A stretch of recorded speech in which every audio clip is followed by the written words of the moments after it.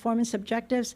Those are the ones that coincide with the report, which is a 24-25 report. And of course, you have in this section for every campus, those performance objectives include the data analysis. They have based on needs assessment as to how they created their performance objectives. And of course, those are updated every year. And then there is a report on violent and criminal incidents that we're required to submit.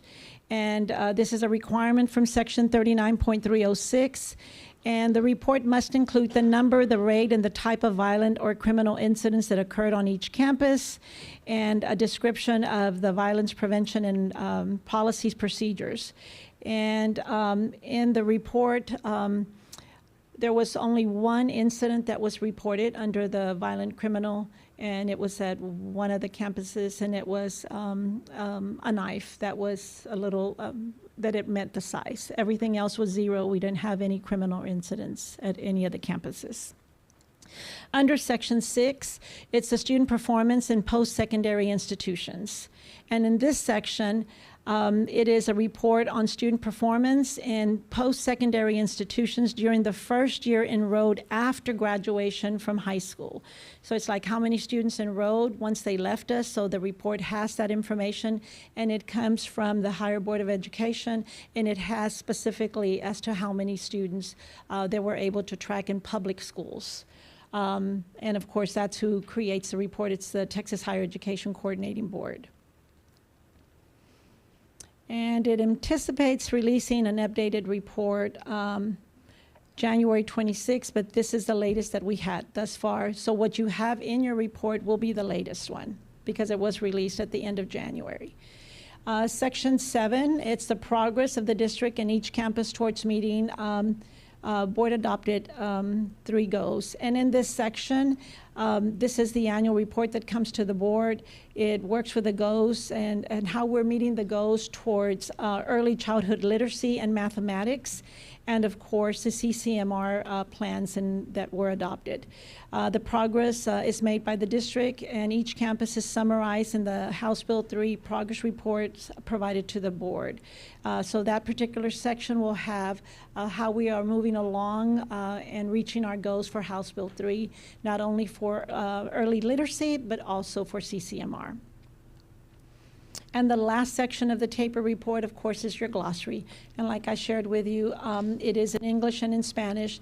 And it really helps for all of us, not only our community members, but everyone, because there's a lot of vocabulary words in there. It's like, what does all this mean? But it's nice to have the glossary in both English and Spanish in the back of the document, and it provides that flexibility for us to be able to define that. So that is what the TAPER report contains, which is those 8 sections. And of course, if there's questions specifically to the report, of course they can contact me. We have always a printed copy of the TAPER report in case we do have a community member that cannot access it online. We do have copies here at central office that they're welcome to come in, take a look at it, and we have that available. At this time, I would like to invite Mr. Garcia to the podium. I would like for him to share briefly with you how our strategic plan that we have in the district and how it's tied into our TAPER report and how it's aligned with the information in the report. So I'll hand it to Mr. Garcia. Thank you, sir. So of course, every aspect of the TAPER pertains to obviously the progress and the success of the district, and that is really what our strategic plan is, and for the 4 pillars of teaching and learning, right?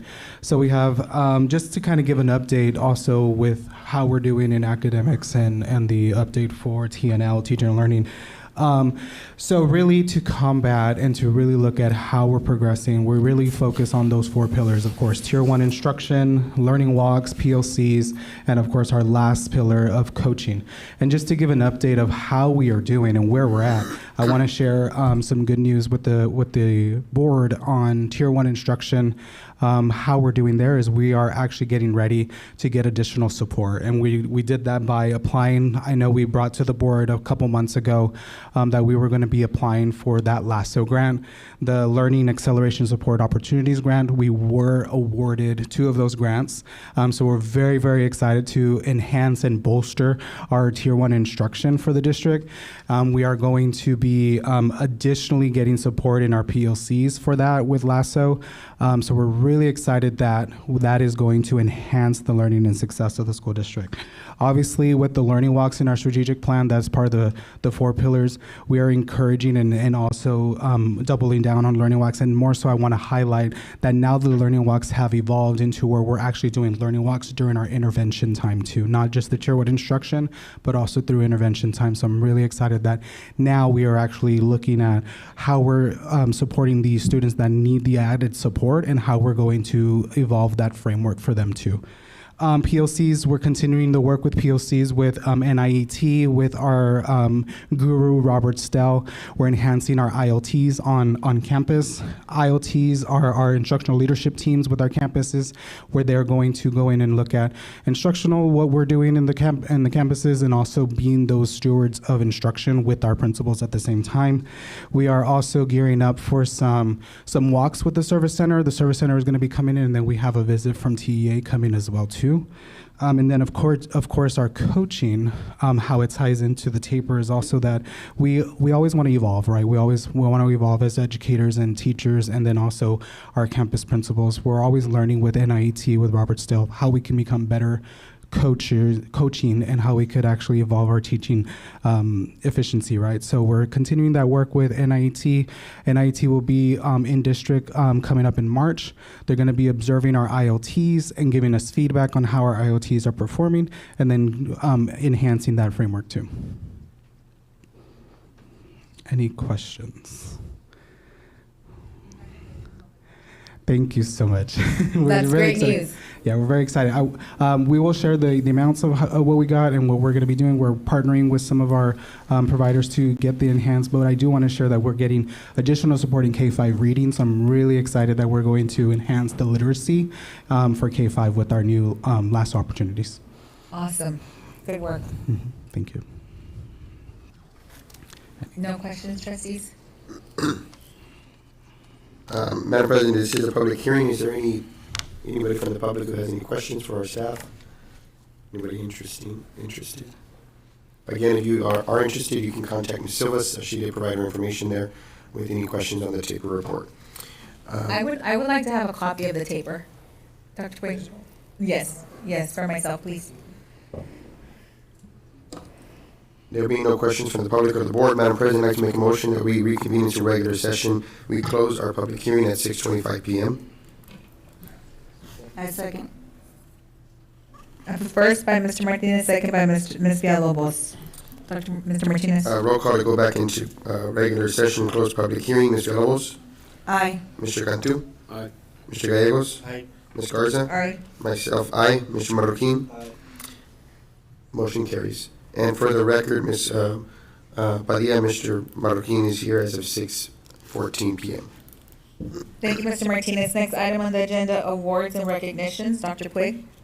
Thank you, Madam President, trustees. It is a wonderful evening when we can bring our students and parents together to recognize the brilliance that's happening in the district and that has happened. So at this time, Ms. Alejandro is not here this evening, so I'm going to invite Josh Garcia back up and facilitate this portion of the meeting.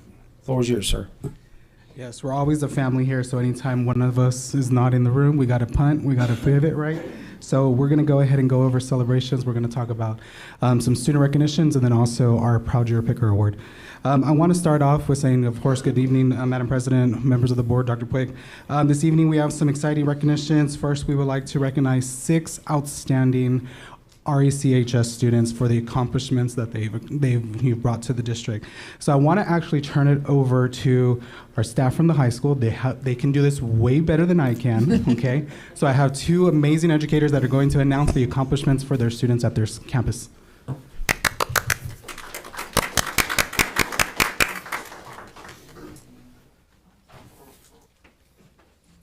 Good evening, Madam President, Board of Trustees, Dr. Puig. Best part of our day today is recognizing actually 7 students from Robstown Early College High School that have really taken the opportunities that we have given them as a district, and they have exceeded expectations.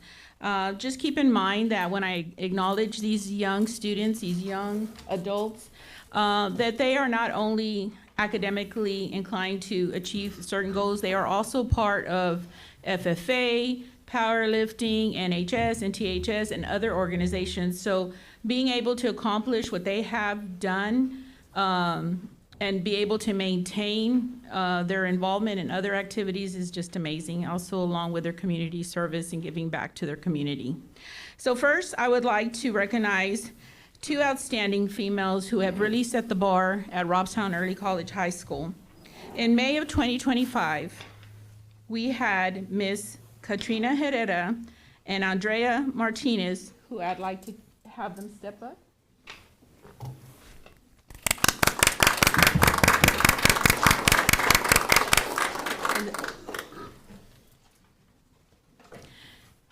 So Katarina Herrera and Andrea Martinez both received their associate's degree in liberal arts as juniors. They are not even seniors. What? Wow! In May 2025, Ms. Herrera and Ms. Martinez, both juniors at the time, walked the stage at Del Mar and received their associate's degree in liberal arts. So, big accomplishment.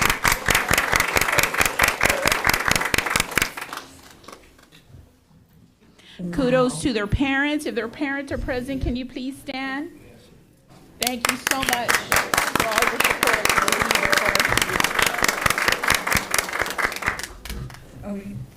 Ladies, we're very proud of you. So, Yeah. incredible accomplishment. You're igniting brilliance. We're going to take some photos here. Okay. Gotta walk. Come on. I get to be the photographer. It's all family. It's all family. We're wearing multiple hats.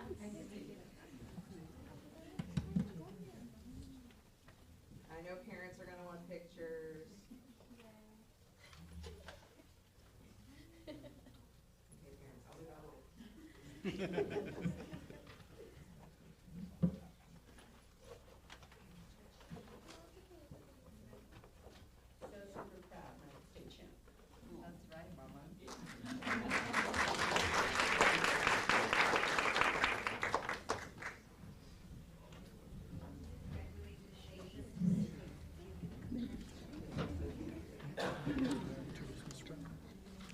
Yeah, in a minute.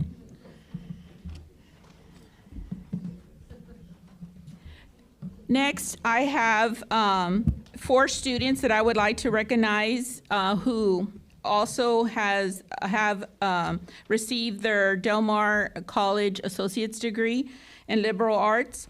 I'm going to introduce 3 students, and then the 4th one, I'm going to have Mr. Brownlee come up and give a few words, because our 4th student that I'm going to announce has really made Robstown history and what he has done with his academic career and pathway. So at this time, I would like to introduce Alexis Garcia, Evan Hinojosa, and Lee Robledo, all who received their associate's degree in liberal arts in December of 2025. And mind you, they will not receive their high school diploma till May of this year. So big.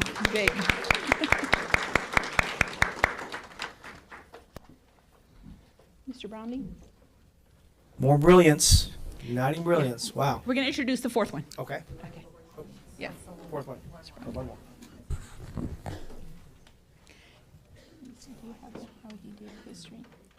Okay. So the next student that I want to introduce is Mr. Levi Herrera. And what makes Mr. Herrera so unique is that Mr. Herrera is the first student in Robstown ISD to achieve an associate's degree that carries both the technical coursework from the level 1, level 2 instrumentation and academic dual credit courses. So.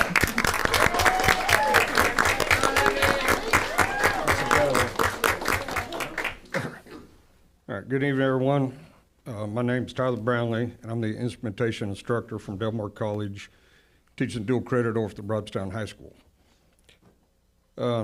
2018, I started teaching, and during that time, I've seen the high school students coming into the program, struggling with the transition from junior high to high school, and then getting ready to leave high school on their journey into life.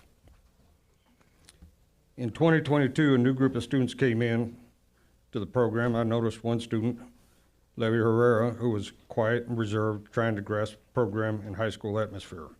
It took a couple of semesters to get him to open up, but when he started to ask questions and began to understand the program, he made the decision to quit sports and focus on his academic career path, which led him to complete his associate's degree before his high school was complete. During my time with him, I saw him and helped him build his foundation on solid ground, not only in academics, but in life. And I know that with this foundation he has built, he will succeed in whatever he chooses. Levy, thank you for being a student of mine, and I wish you the best of luck in pursuing your bachelor's degree at A&M Kingsville, and then in your future career in the industry. Thank you.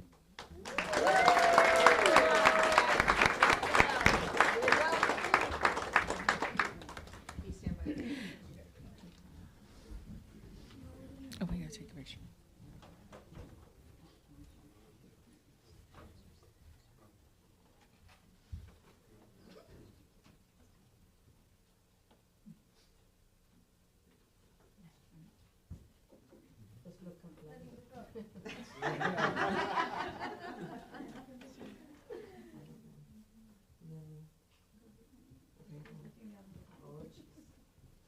Okay, hold on, I have to, Mom said you were looking down, I'm sorry.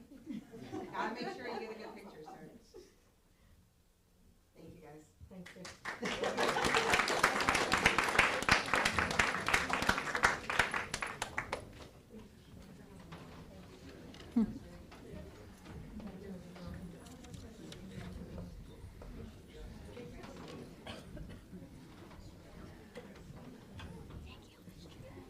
Congratulations, guys.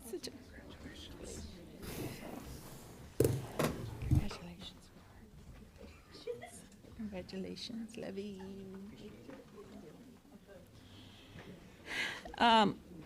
Also, I would like to recognize the parents of these amazing students. So if you could please stand. Parents, thank you for the amazing job and partnership you have with us.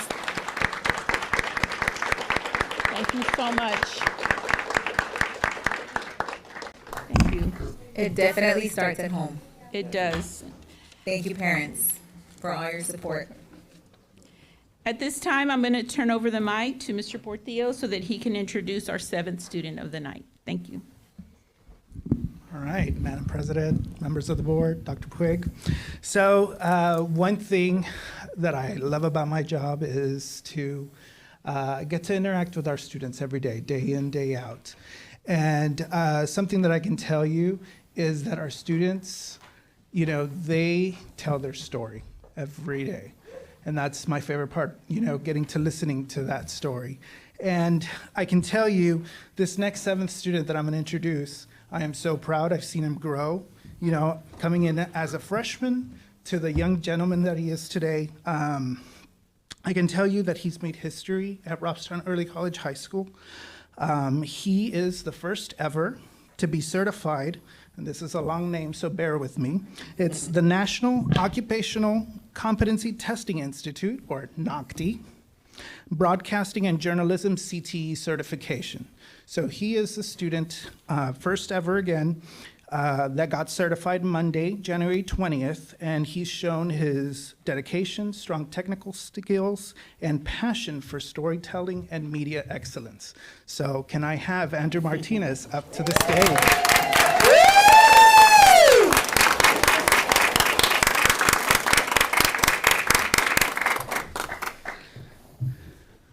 All right. Wow. So, one thing about Andrew, I will tell you, you know, he is an amazing storyteller himself. You've seen him, I know you've seen him around, whether it's an athletic event, a fine arts event, his face is glued with his camera on his hand, and he is recording and taking pictures of everything Robstown Early College High School, definitely. I do want to congratulate Andrew. He's been accepted for this upcoming fall at the Texas State University, where he received a scholarship to study digital media. This scholarship will cover his entire schooling, so definitely proud of Andrew.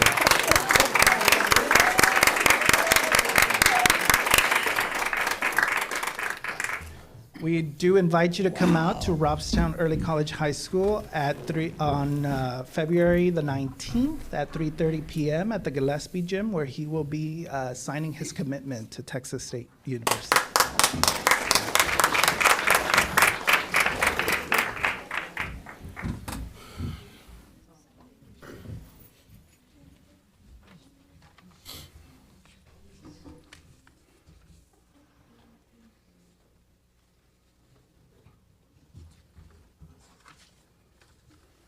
Congratulations, Andrew. And I do want to take a moment to recognize his parents that are here in the room. Definitely a great partnership between Robstown Early College High School and them to have Andrew accomplish this. So Mom, Dad, kudos.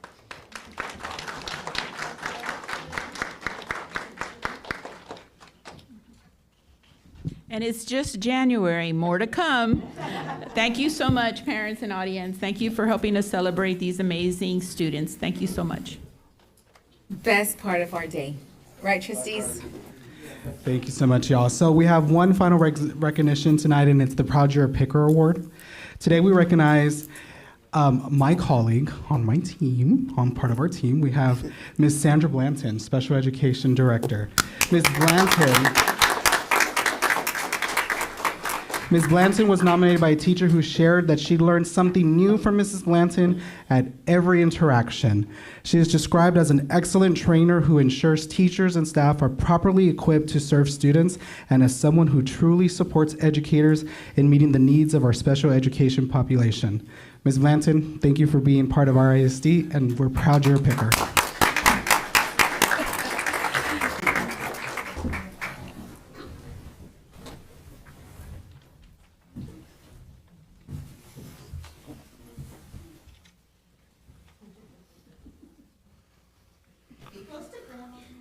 Pretty awesome. Organizing. Okay. Thank you so much. Congratulations, man. We do want to thank our picker partners, Vitality, Hermano Solis, and Dairy Queen with some gift cards for yourself. And Madam President, those are all recognitions for tonight. Thank you, Mr. Garcia. Madam President, let me just address the parents again and how much we appreciate your commitment to raising children that are going to take care of us when we're old someday, because we're not there yet, are we? But your home investment, we know the home is the first school, as they say, right? And we know the parents are the first teachers. And Mr. Grove, we know that reading is the first subject, right? And the parents have done that here with such brilliance. It's an inspiration to all of us. I know I speak for everyone here. It is an inspiration. It is the best part of our day. And so we just want to take this moment to thank the parents and the grandparents that are here, that are really raising the next generation together alongside Robstown ISD. God bless you all. Thank you again. Thank you, everyone. Next item on the agenda, President remarks. First one, TASB Governance Camp powered by Student Voice. Our students are presenting on Friday. Is that correct, sir? That's correct. I know that I'm registered to go, Mr. Martinez and Ms. Villalobos. I'm not sure if anyone else is registered. Is it too late to register? No, ma'am. Okay, so if you would like to attend, let Ms. Idma know. You still, yeah. Oh, so we need to let you know who's not going. Okay, so I'm going for sure. I'll Mr. be there. Martinez and Ms. Villalobos. So if you're not gonna go, please let Ms. Irma know so she can cancel our registration. Also, I believe that Dr. Puig and some of his staff is presenting on Thursday, correct, sir? The teachers are presenting alongside Okay. the principals, myself, and Mr. Garcia, I think. But I think the teachers, the principals are going to lead that. It's going to be pretty awesome. I will miss that, but I will be there on Friday. Thank you, ma'am. Also, just another reminder, I will get with everybody on the date that is convenient for you to have our superintendent evaluation. I'll make phone calls on that. Last, rescheduled board meeting from March 9th to the March 23rd. That is spring break week. And then when they come back from spring break, it may be too soon to have a meeting. So Dr. Puig has requested March 23rd. That is a Monday for our next board meeting. If you can look at your calendars and let me know, I'll send a text message. March 9th is Sorry, spring March break week? 9th. Okay. March 9th is spring break week. Okay. And that does it for president remarks. Next item on the agenda, superintendent reports. Dr. Puig? Thank you, Madam President, trustees. Let me fire up the PowerPoint if Mr. Brandon Carrillo is here. Get that going. And while that's coming up, I really want to talk about four things. I know I typically talk about enrollment and attendance. We'll touch on that. Sir, yes, sir. We'll touch on the state of the budget. We will also look at some transformative learning that's happening, and then talk about some donations. Why don't we? Tesla has committed $10,000 to be the sponsor for the foundation. So thank you, Tesla, if you're at home listening. We appreciate your investment in our students and staff. Also, Ms. Villalobos, we know we advertised this, but the White Ranchers came in with $50,000 for the foundation. So that's huge. That's 50,000. That's pretty good. All right, so we're excited about that. And the Caterpillar hunting camp also came in. La Orgu, I can't say Caterpillar today. I don't know why. Vet supply, shampoo, flea and tick, dematting brushes, clippers to our CTE vet class. Mr. Portillo, I know you're very grateful for that. They are partnered with King Ranch, so.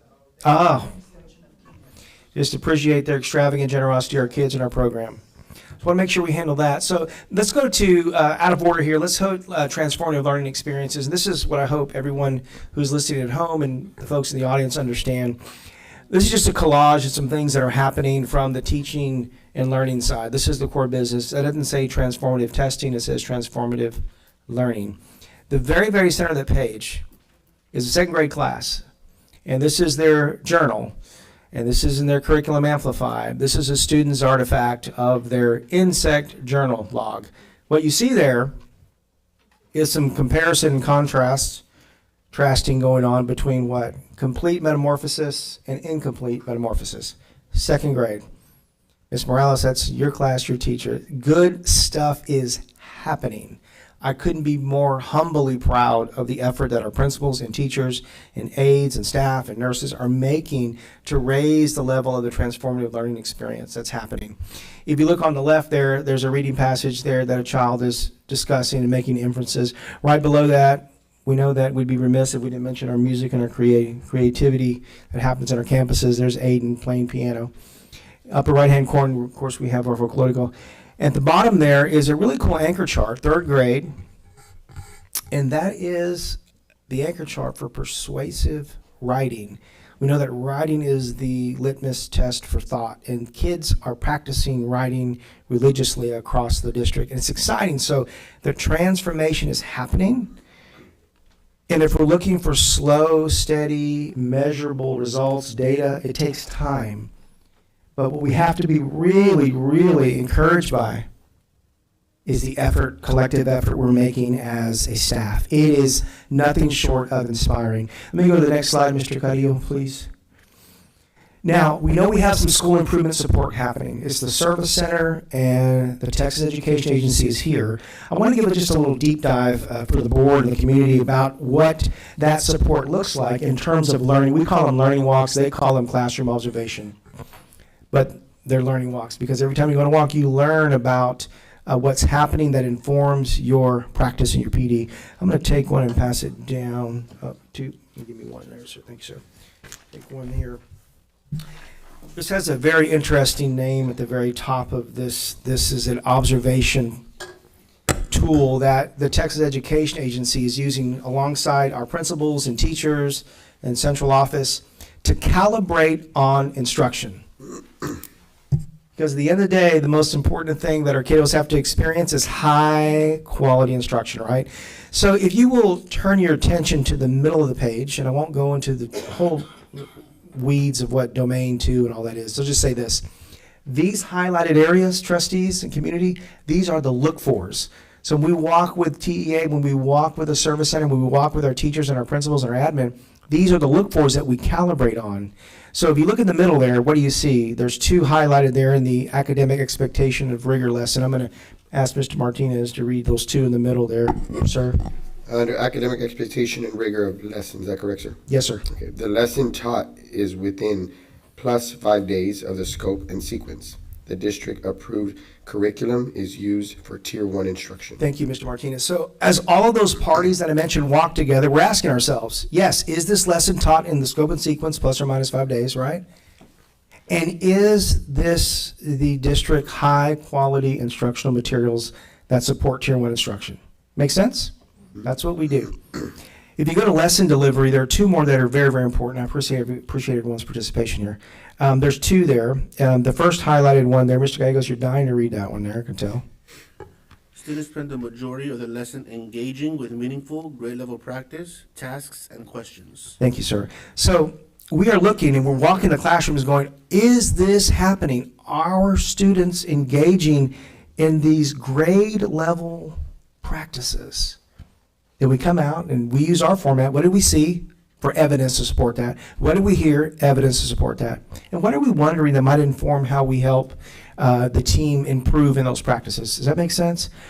The next one that's highlighted there, I just have a couple more after this. It's just important that the community knows and the board knows what we're doing to improve our practice. Does anyone want to read that next one there? Anybody? Bueller?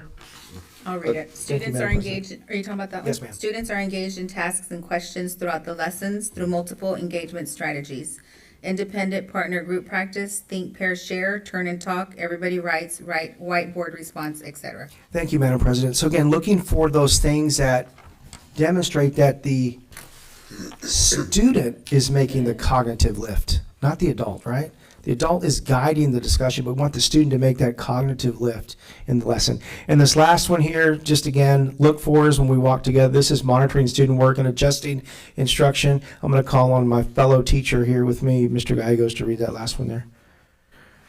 The teacher deliberately checks for understanding through questioning, student work tasks, and formative assessments throughout the lesson. Thank you, sir. So what we'll look for is formative assessment happening. And by that, we just mean it's not assessment of learning. It's assessment for learning that happens in the moment. So these are the things we want to make sure that everyone in the community is aware of, how we're really supporting school improvement collectively, locally, in the region and the state. Okay? Mr. Carrillo? These are important things that are happening. Mark your calendars. Literacy is everything at the Lot Speech Leadership Academy. Mrs. Padilla is in the house. We're having a big library reveal on Thursday at 5:30. We can't wait. I want to thank the Service Center and helping with that grant, and it's really, really exciting. Madam President mentioned the 2 things coming up. We've got the RISD team that's presenting at the governance camp, and of course our high school and junior high kiddos are presenting on Friday. They're going to do that together. It's going to be awesome. Do we know the topics yet or no? We do. They're going to reveal those yet? Yeah, we'll reel them later. Yes, sir. Stay tuned. And then the Women in Education Awards will be that Friday before spring break, and we have nominated 3 brilliant women that have impacted and left a legacy here, not just in Robstown, but beyond, really. And that is Miss Cecilia Lueta, Miss Cornejo, and Mrs. De La Peña. So we're going to honor those 3 ladies, well-deserved. If you're listening at home, give them a round of applause. There's some brilliant educators here. And then spring break is upon us. There's the dates, 9th to 13th. We'll go to the next slide. Where's the celebration going to be, sir? It's going to be at the Omni. Okay. Yes, sir. I'll send details out to everyone. Perfect. Yes, sir. I want to talk about enrollment. You know, this has been the topic. If you go to the last row there, how many students have we lost? Our CFO will tell you 117, right? This is a struggle.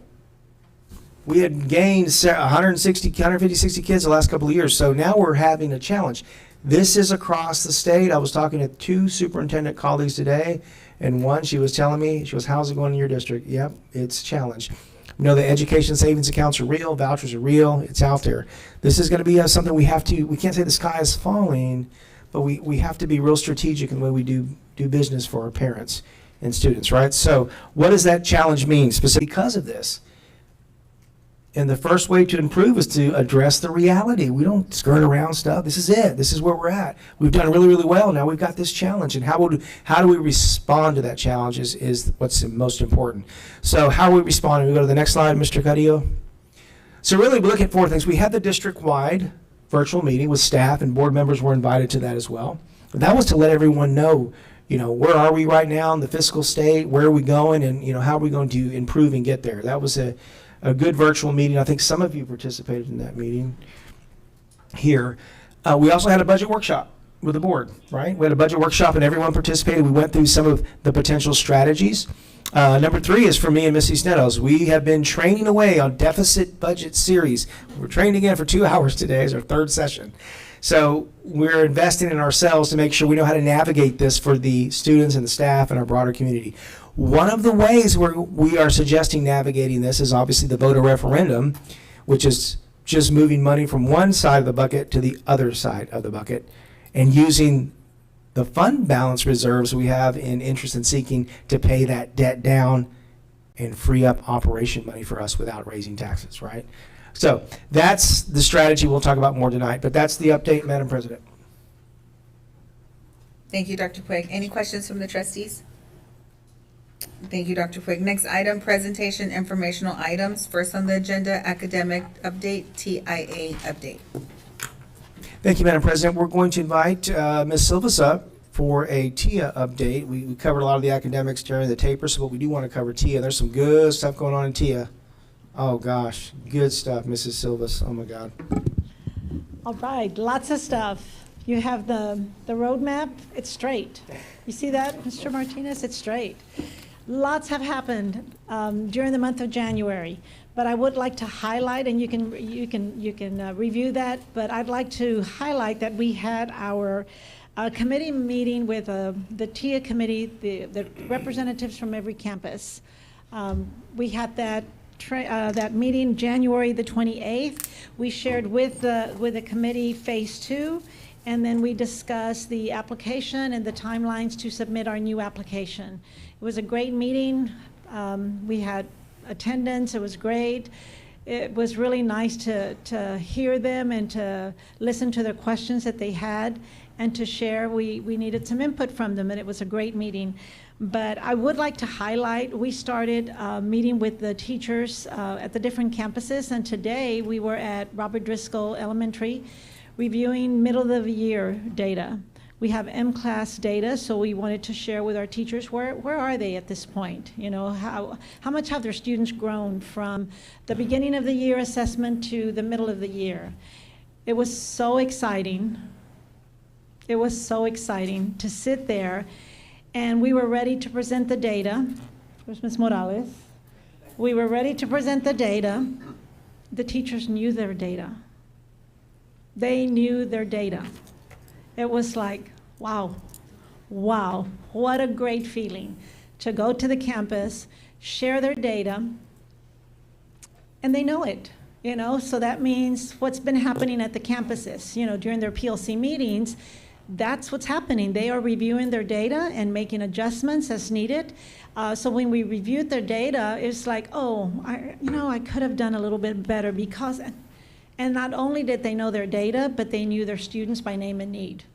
Teachers were able to share with us lists of students, what the students needed, how they did on particular skills. It was a great morning at Robert Driscoll this morning. Of course, we were at San Pedro also the day before. We will go back to Robert Driscoll tomorrow morning, and then we'll finish up at Lots Beach. But it's exciting to be able to meet with our teachers and let them know where they're at with the middle of the year data as we move through the process. It's exciting. Lots of work ahead of us, but the road will eventually get bumpy, okay? But right now, it's been a smooth ride. Exciting news in TIA, okay? But of course, you'll see the specificity in the roadmap there. Awesome. Any questions? Ms. Sillis, why don't you share one little anecdote? No names, no classrooms. Just maintain as much privacy as we can. But there was something pretty emotional today. It was. It was really emotional. We were sharing the data with the teacher, and she actually started crying. She could not, and she knew the data, you know, she knew her data, but to have someone else look at her data and to know that what she is doing is being successful, you know, and it brought tears to her eyes, and it was pretty emotional. Where's my other partner there? Miss Rachel. It was very emotional to see her, and she says, you know, I guess y'all are gonna make me cry. Well, because what you're doing is working, you know, and you're showing your student growth is there. She has the highest student growth at that particular grade level in the district for that particular grade level. So it's whatever you're doing is working, you know, because sometimes they feel they work so hard and they don't know that, you know, really, are we making a difference? You know, are we moving the needles? Are our students really growing? And they were very appreciative because we're sharing with them the actual reports, the M-Class reports, which they were familiar with, which is really nice because that reassures us that they're looking at their data, right? But there were some things there that we were able to point out to them for activities that they can work with the students in case they're having difficulty in certain skills so that they could address that. But it was pretty emotional. She got very emotional. It was just, she just could not believe the amount of growth. She knew that the students had grown, but she didn't know how much they had grown. And it's only the middle of the year. So we share it with staff. You know, you still have the rest of all of February. We just started February, but we're gonna we'll test again at the end of April. So I can only imagine how much additional growth. And there was the majority of the teachers that we met with today had significant amount of growth in the middle of the year. So that was very encouraging, emotional. It's just really great to see our teachers take that to heart, that what they're doing is actually meaningful to them and that they're having such an impact. So congrats to our teachers. Congratulations to whoever that teacher is. Thank you, Ms. Sigmas. Go ahead, sir. Next item on the agenda, M&O update.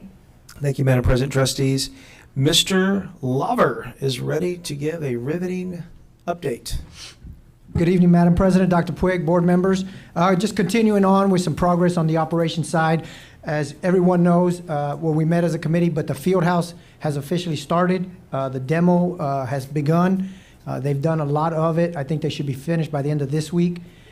Permits have been pulled on the building and the plumber's permit. The next part will be what they call earth and underground work. That's prepping for the plumbers, and that will be about a month. So a lot of things you may not see out here, but they're really working. So we're excited for that. We're just going to continue forward with that. We're going to have meetings as a committee, but every month I will go ahead and brief the board and the community on that. We want to be as transparent as we can. It is a good story. We do have a good plan, and we're excited to start seeing, you know, some progress over there, which we are. So, you know, just moving forward with that, I will continue to keep you updated on that. I am excited about this on our athletic facilities. There was a lot of things that we really needed to address, but I was really wanting to wait till this semester because first semester, you know, I want to make sure no emergencies pop up, and, you know, I get a budget at the beginning of the year for operations, plant maintenance, and I want to get through the first part of the semester knowing that no emergencies came up. So I have a list of things that we'd like to do, you know, that we have funding for, that we're not having to go ask Mrs. Nettles for more money or Dr. Puig. So we have done a lot of things at the athletic facility. When you go to the baseball games now, you'll see the bathrooms. We painted the inside of the bathrooms, did some nice flooring in there. You'll see it's red and white. It's pretty sharp. Some of the boards, remember last year, a lot of the boards when you sit down at the bleachers, we replaced a lot of those. The big red wall, I just didn't like the way it looked. It needed a good little paint job. We got that done. At the Gillespie Gym, inside the boys and girls bathrooms, new paint, new sinks, new urinals. things that we just need to keep up with, right? And a big shout out to Albert, his crew, Mr. Hector, our electrician. So a lot of it was work we did, and some we contracted out, some was donated. I know I thank Hector and Mr. Cantu, thank you for bringing that up with the sand. They donated a truckload of sand for our sand pit at the track, which was very well appreciated and needed. So I called him and thanked him, but thank you too, sir. The doors at the Carrillo Gym, we're getting all new doors. Some of it is with federal, a lot of it is with federal funding. So thank you, Mrs. Neros, Dr. Madrano, for helping me. I know I was a pain, but she really helped me. Mr. Vino, your team, what is it called? CBDM committee? SB. I'm still learning that piece. But thank you for that. Y'all moved on that quickly. So there's so many acronyms in the education. I know, sir. That one I had never heard of, and I was in the safety world, but thank you to that committee for moving so quickly on that. The doors have been ordered, so we'll get all brand new doors out there, which was also needed. Piping, we did this, softball field, let me go on to that. New lighting at softball field. Last year we had 7 or 8 lights that were out. We've replaced them. They're all working now. The slats, we're putting them in this week, Mr. Cantu. 700 wing, this was something that came up. This was something that wasn't planned. This is part of having that budget, right? Is a lot of that is in the 700 wing, it's cast iron, right? It's old, and we had to replace about 70 feet of that. So we're finishing that up tomorrow by lunch, and that affected the choir and the vet techs, but we fixed that, replaced it with PVC piping. So that's been done. So a lot of stuff got done this month. Very proud of the work that all the guys have put in. They go unnoticed a lot, so I want to make sure that I put them up there and let them be praised for the work they did. Mr. Gallegos, Mr. Hector, Albert, Felipe, that whole crew. So, it's a good week, good month for us, and I'm just proud of the work that we continue to do here for Robstown ISD. Questions? Great update. Hey, sir, I was asked a question. Is the stadium open to the public on certain days for them to use the track for running or anything like that? No, because the gates are locked. But they're more than welcome when, our youth is doing football or our track. They're open? They're open, yes. But the gates will close when our last employee leaves. But yeah, it's open to the public as long as, but see, now it's track season, so it's kind of tricky, right? So our athletes need the track. It's just a group of runners in town that was asking about it, but they like to train there. But Yeah. I said, man, I don't know. I'll find out. But. Yeah, it's open to the public when we're not using it, obviously, but yeah. And we'll always coordinate. I didn't know that. I didn't know, because we've been told right in the past that it's been closed to the public. So we are open to the public now?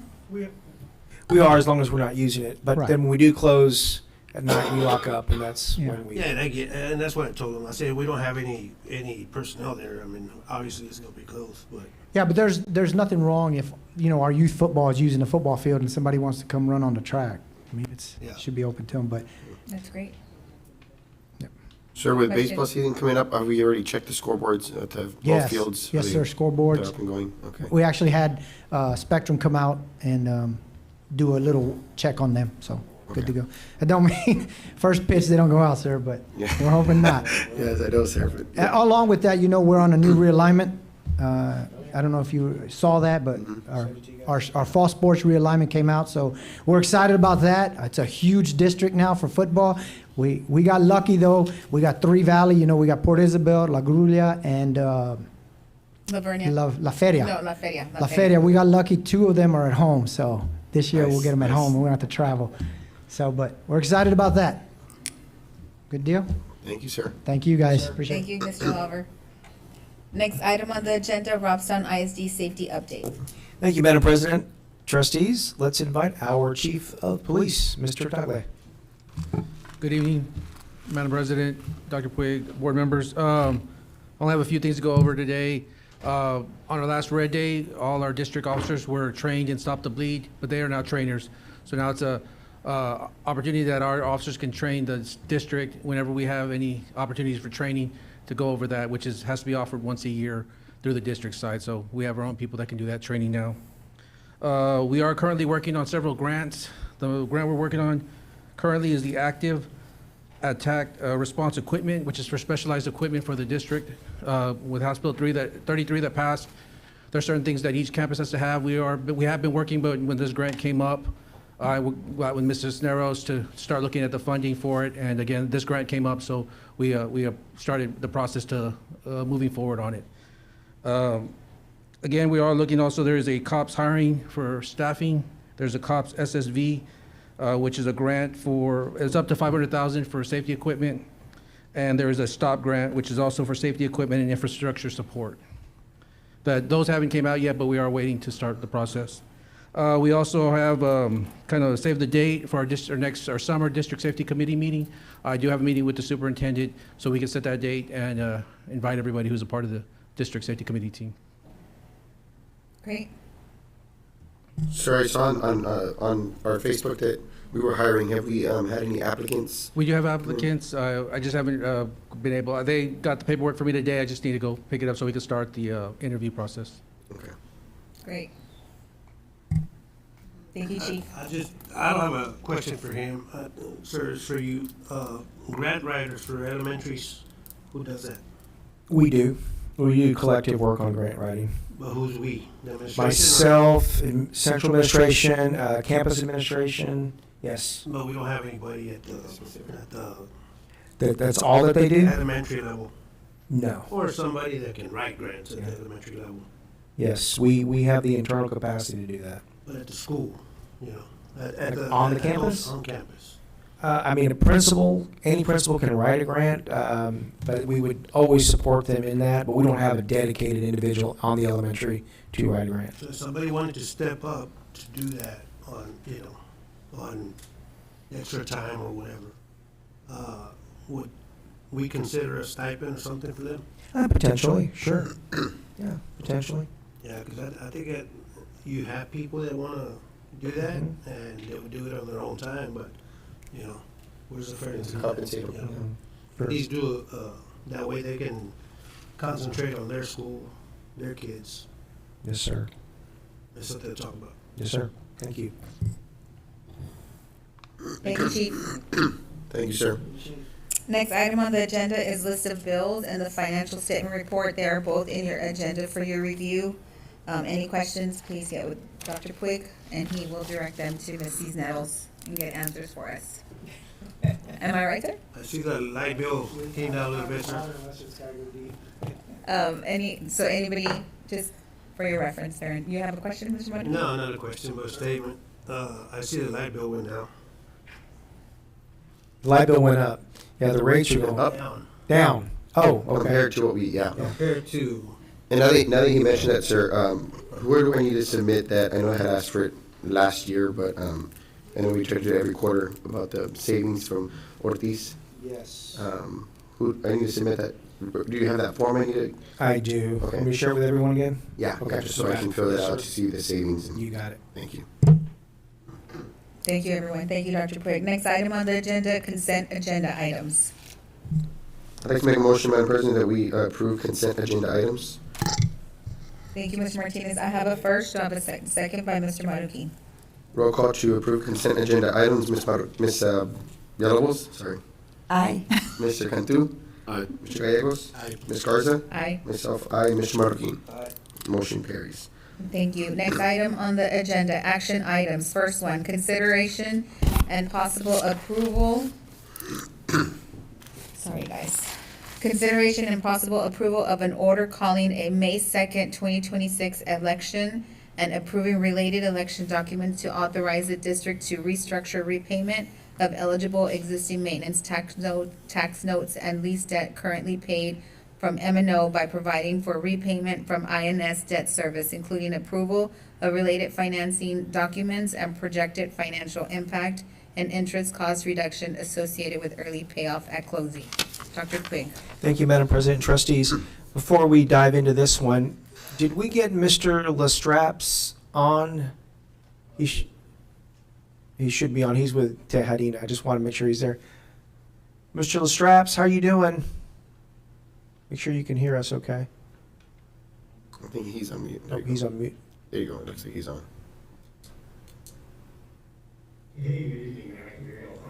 Perfect. Yes, sir. We Yes, can. sir. Okay, so just a slight amendment to this language we'd like to make.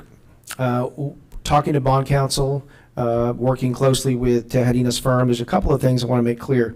On the consideration and possible approval of a resolution that explains what we talked about in the workshop, so there's a resolution associated with this that really clarifies exactly the intent of this order. So it would be consideration and possible approval of a resolution and order calling a May 2nd, 2026 election and approving related election documents to authorize the district to restructure repayment of eligible existing maintenance tax notes.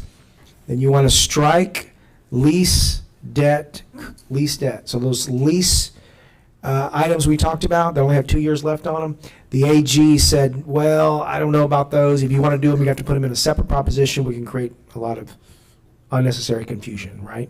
So it's simple just to go with the tax notes. So we would recommend striking the least components on that, the least debt. Maintenance tax notes. Currently And paid. currently paid, Yeah, okay. right, exactly. So repayment of eligible existing maintenance tax notes currently paid from M&O by providing for the repayment from INS, which debt service, including approval of related financing documents and projected financial impact and interest cost reduction associated with early payoff at closing. So that more clearly states the intent. Now, with that, there's a resolution that our secretary wants to read, and I hope everyone at home and around the world is listening carefully, because this is the intent of this order. So, Mr. Well, Secretary. before he starts, sir, just for transparency purposes with our community, since those two debts are not, we're not gonna consolidate, what is our savings if this passes today and if it's voter approved? Okay, so the savings overall, Mr. Lestrap, we've gone through the present value savings and the projected savings. You want to weigh in on that one, sir? Sure. Thank you all for having me, and thank you again for allowing me to join virtually. I would just preface that right now we're looking at just preliminary savings figures. Of course, just like, any transaction that's involving interest rates and all that, the interest rates won't be set until the time of sale of the refunding bonds. But as of this week, we have looked at a refunding of $7.8 million in maintenance tax notes, 3 series, as described in the order. By moving the loans, or I guess the repayment from M&O to INS, the district is able to access the INS reserve fund money. It can be contributed as part of the refunding, and so depending on the size of the issuer contribution, that's going to increase the overall interest cost savings, because you'll be paying off a large portion of the refunded notes with existing INS funds. But we're looking at right now savings, NPV savings, net present value savings of about $586,000 or 7.5%. But overall gross savings, based on our preliminary analysis, and so gross meaning what is the difference between the existing debt service on the $7.8 million in tax notes between the time of refunding and then the final maturity in 2040, and what we'd be paying on the new refunding bonds. We're looking to take off about 6 years of repayment. So moving your final payment on the existing notes from 2040 to the new refunding bonds, the final payment of 2034. So we're lopping off 6 years of interest, if you will. The actual gross savings is about $3.4 million. So that's the difference between the two principal and interest payments on your existing M&O notes and the new proposed INS refunding bond. Again, that's all preliminary at this time. That'll be dependent again on the interest rates whenever we sell the bonds, assuming the election is approved by the board and then passed by the voters. And then we'll also be dependent on the size of the contribution the district makes from the INS fund. But certainly the plan will be to maximize savings and then reduce the repayment time on those notes from 2040 to something, anywhere from 1 to 6 years less than that. 6 years being about the maximum amount we can lop off while staying at the current tax rate. So, just to be clear, if we approve this tonight, just for our viewers watching at home, we are asking for, if this is approved by the board, then we are gonna ask the community to come out in May, am I correct? And vote for the opportunity to save the entire taxpayer roll call, about 3.5 million, depending on what, at the time that we do it, correct? Which means we're not gonna raise taxes. All we're doing is we're gonna use a different bank account to pay off debt early. And again, it is not gonna increase our taxes. That's what we're doing, am I correct? That's exactly right. Okay, Yes, just to recap, yeah, there are two sides of the tax rate and one total tax rate. All we're doing is moving the loans from the portion of the tax rate that operates and maintains the district, and moving it to the side specifically dedicated for the repayment of debt, which the district controls. That tax rate is not set or determined by TEA, and you also gain access to your reserve funds to pay off the loans. perfect. And we're leaving it up to the voters to decide that. Yes, the decision tonight's from the board, but the ultimate decision will be from the voter on whether they'd like to authorize the movement to the INS side, and then of course the savings and all that that are associated with the movement from them to the INS when we actually execute the refunding this summer. Which means that gives us not really wiggle room, but a little bit of more foundation for payable taxes, correct? For the other important things. Yes, ma'am, we'll free up about $1 million in M&O Perfect. annually. Anybody have any questions just to ask Dr. Puig? No?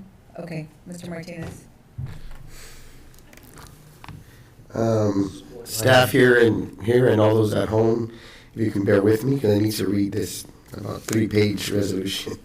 If you'd oblige me. This is a resolution by the Board of Trustees of the Robstown Independent School District explaining its decision for ordering an election on May 2nd, 2026, seeking voter authorization to restructure payment of eligible existing maintenance tax notes and committing to use anticipated general fund savings for the benefit of the district's community. Whereas the Board of Trustees of the Robstown Independent School District ordered an election to be held in the district on May 2nd, 2026, when registered voters of the district will determine whether the district is authorized to restructure the debt associated with certain eligible maintenance tax notes, the referendum election.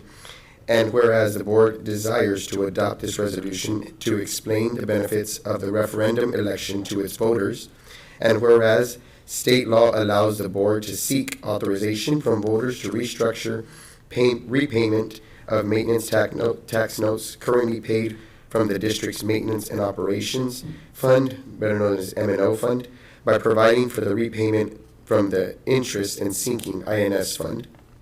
And whereas the board hereby finds and determines that restructuring repayment of the eligible existing maintenance tax notes, if voter authorized in the referendum election, will have the primary effect of freeing up M&O funds to be used for maintenance and operation of the district. And whereas the board hereby finds and determines that restructuring repayment of the eligible existing maintenance tax notes, if voter authorized in the referendum election, is expected to have a positive financial impact on the district by saving general fund dollars in the approximate amount of $7,800,000 that would be able to be used for maintenance and operation expenses. And whereas the board acknowledges that the Attorney General of Texas will review and approve the results in the referendum election and the wording of the ballot language. And whereas the board recognizes that the Attorney General does not permit the district to alter or amend the ballot language of the referendum election to explain the benefits of the referendum election or to modify potentially confusing language in the ballot. And whereas according to state law, the ballot will refer to the election as involving refunding bonds. Although the board is seeking to restructure debt, it is not seeking to construct new facilities and new debt as in the case in a traditional bond election. Whereas by state law, the ballot language for the election must state the following. This is a property tax increase.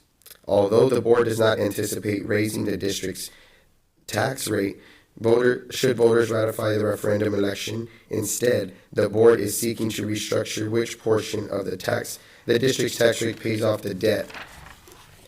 And whereas in Black versus Strink, 246 SW 7980, Texas 1922, the Texas Supreme Court recognized that the expenditure of funds by political subdivision is left to the discretion of the governing bodies of those political subdivisions, and that the governing bodies may, by official action, remove uncertainty as to the specific use to be made of funds that are authorized by the electorate.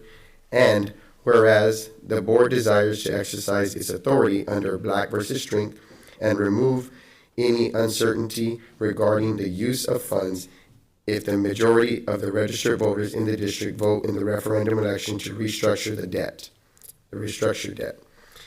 And whereas the board intends to use the anticipated general fund savings generated by the restructured debt for maintenance and operation of the district, including employee salaries, wages, and other employment and student benefits. And whereas the board hereby finds and determines that these actions are in the best interest of the residents, students, and employees of the district. And now, therefore, be it resolved by the Board of Trustees of the Robson Independent School District that, Section 1, the board reaffirms its determination that calling the referendum election is in the best interest of the residents, students, and employees of the district. Section 2, the funds generated from the restructured debt will be used for maintenance and operations of the district, including salaries, wages, and other employment and student benefits. Section 3, any amount of the general fund savings realized as a result of the restructured debt will be used for salaries, wages, and other employment benefits for employees for such tax year, as well as the district's operation and student programs. Section 4, the recitals contained in the preamble hereof are hereby found to be true, and such recitals are hereby made part of this resolution for all purposes and are adopted as a part of the judgment and findings of the board. Section 5, all orders and resolutions or parts thereof which are in conflict or inconsistent with any provisions of this resolution are hereby repealed to the extent of such conflict, and the provisions of this resolution shall be and remain controlling as the matters resolved herein. Section 6, the resolution shall be construed and enforced in accordance with the laws of the state of Texas and the United States of America. Section 7, if any provisions of this resolution or application, therefore any person or circumstance shall be held to be invalid, the remainder of the resolution of the application, such provisions to other persons and circumstances shall nevertheless be valid, and the board hereby declares that this resolution would have been enacted without such invalid provision. Section 8, it is officially found, determined, and declared that the meeting at which this resolution is adopted was open to the public, and public notice of the time, place, and subject matter of the public business to be considered at such meeting, including this resolution, was given, as required by Chapter 551, as amended Texas Government Code.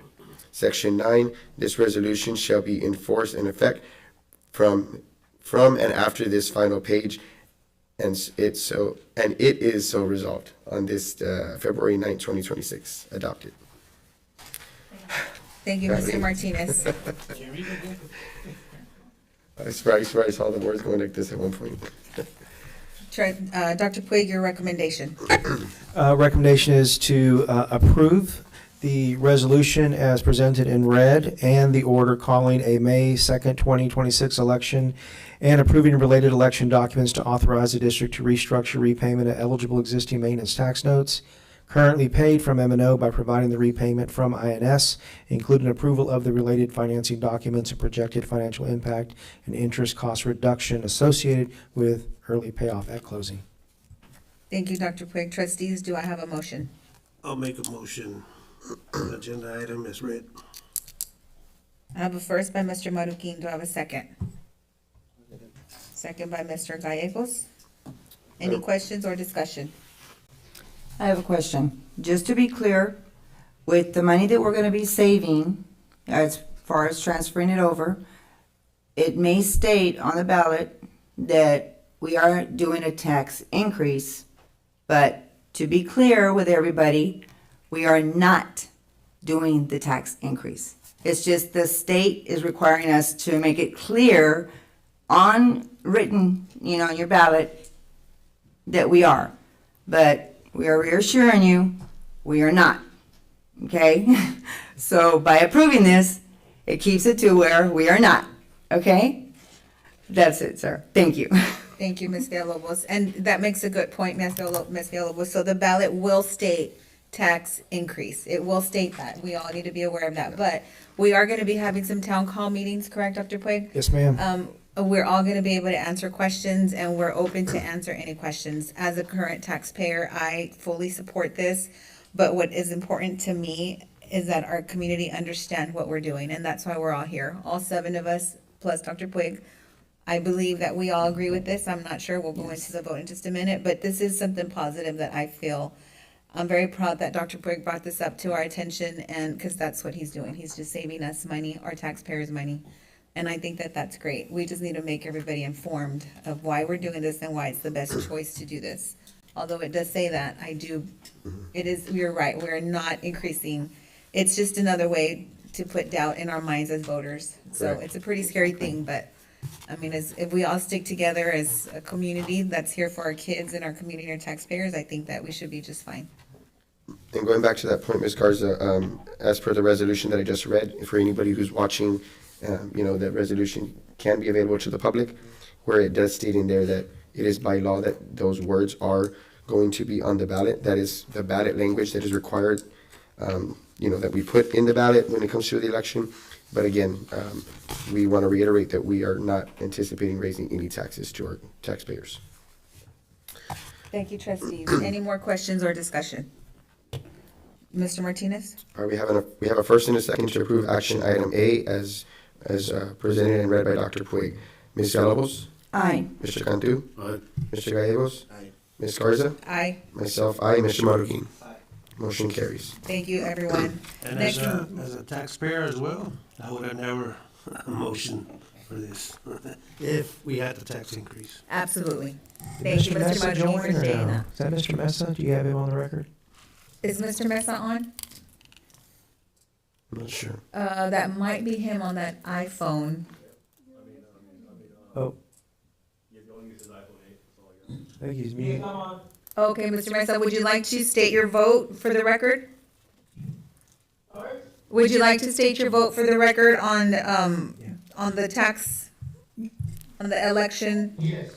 Mr. Mesa, can you reveal yourself too? I think we got to make sure we see your face. Just not me, but. Okay. It's the law. It's just the law. Okay. There you go. There you go. Yes, sir. Handsome. Mr. Mesa, what time did you log on, sir? What time did you log on, just for the record? I'm sorry, I can't hear you. What time did you log on, for the record? 7:45. Okay. And we just voted on approving the resolution for the referendum election. Would you like to state your vote for that, for the record? Yes. Okay. Thank you, Mr. Mesa. Ms. Simon, did you get the time that he arrived? Thank you. We will now. Thank you, sir. Thank you, everyone. Thanks, sir. We will now continue to the next agenda item. Discuss and consider approval of the application for delay of teacher certification requirements as required by HB2. Dr. Puig. Thank you, Madam President and trustees. I'm going to invite Ms. Silvas up in case you want to go deep on this one. We have a plan presented to you for your consideration tonight that we are recommending. The plan is required if we would like flexibility in certification. If the board approves this plan under HB2, which gives us the flexibility to stagger up till August 2029, these certifications, then we would have to submit it to the commissioner for his final approval. But we'd like to recommend the plan as presented in your board packet.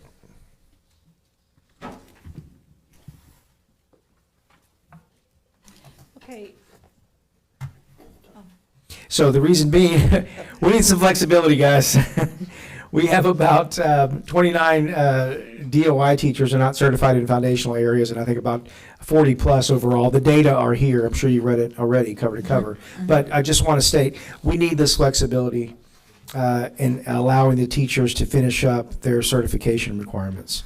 This, if approved by the board, then approved by the commissioner, we've got a very detailed outline here of all the milestones. If you turn to page 49, all the milestones that we've outlined and all of the planning and the evidence of those, of the progress detailed. Okay, Just wondering. for the record right now, Miss Padilla, 7:32, it doesn't look like Mr. Marroquin is Mr. on. Mesa. I mean, I'm sorry, Mr. Mesa. Oh, and you know, Mr. Lestraps. Mr. Lestraps, we're good, sir. Thank you for everything, Thomas. You're welcome to stay on if you would like, but Dr. Puig, so can you just tell me what the current deadline is that all these teachers need to be certified and what you're okay. asking? So let's walk through the process. Okay, if you turn to page 47 of the board packet, and number 3, that is the phase-out timeline. So 25-26, which was this school year, the districts were able to maintain the currently approved DOI plans that we have in place. For the coming school year, for 26-27, according to the exemption phase-out timeline, districts would no longer exempt K-5 reading and mathematics teachers, because those reading and math are the foundation areas. And then for 27-28, then we would no longer exempt any foundational subject area teachers in ELA, reading, math, science, social studies at any grade level. So in order for us to be exempt from this and try to delay the certification timeline, we had to create a plan. So this is a plan, and the plan specifies specifically the requirements that the plan should have. So we had to provide baseline data. And on the baseline data, we had to show how many teachers per campus are not certified in the foundation areas. So you get to see on page 48, we have the chart there for you. And we've outlined how many per campus. And then we've also included uncertified for non-foundation areas. And then we have a couple that are certified but out of the field. So you have your chart there. And then aside from there, we had to create our goals and how does the district plan to transition to meet the goals. So then we've got our priority compliance measures there. By August of 26, then this is what we would like to do. This is our milestone for the 26-27 school year. Then we would reduce the number of uncertified teachers in the foundation less than 21 and move forward with 100%. So it's very specific as to what targets we would like to reach for every school year. So you'll get to see on page 48, you have by August of 2026, this is our goal. By August of 27, this is our goal. August of 28, and then August of 29, that's when all foundational subject teachers must hold an appropriate certificate. This is a transition plan to allow our teachers an opportunity to get certified. After this, then that is it. Okay, now we have been, and I monitor along with the principals. They've been speaking with their staff as to their status, as to where they're at. We have a spreadsheet already that we've used that we monitor if they make progress or no progress for every year. And we will continue to do that. As part of this plan, we've included on here that we will continue to have individual plans, individual certification plans per teacher, that's a DOI teacher. That way they sign it and they know exactly what they still need in order to get certified. Aside from the priority compliance measures, then you get to see on page 49, you actually get to see the target of uncertified teachers, and then you get to see what our key focus areas are there and how and what type of evidence we will we collect in order to have them show progress towards meeting certification. And you have it broken down by years, because by 2930, then that's full compliance, okay? But every year, it's broken up. For example, next coming year, 26-27, we are proposing to eliminate uncertified assignments in K through 5. We will reduce the other foundation areas through certification, completion, and certified hiring. So by the end of 26-27, if the board approves this plan, and then we submit it to the commissioner, it will need the commissioner's approval.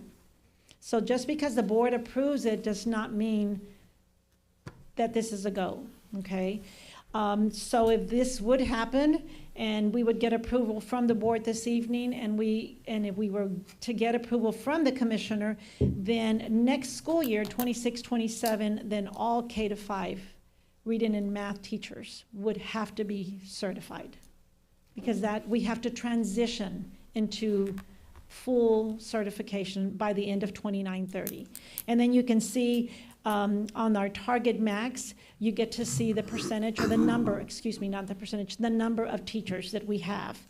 Aside from that, then we have gone towards the bottom of page 49, and we've included our assignment controls and hiring practices.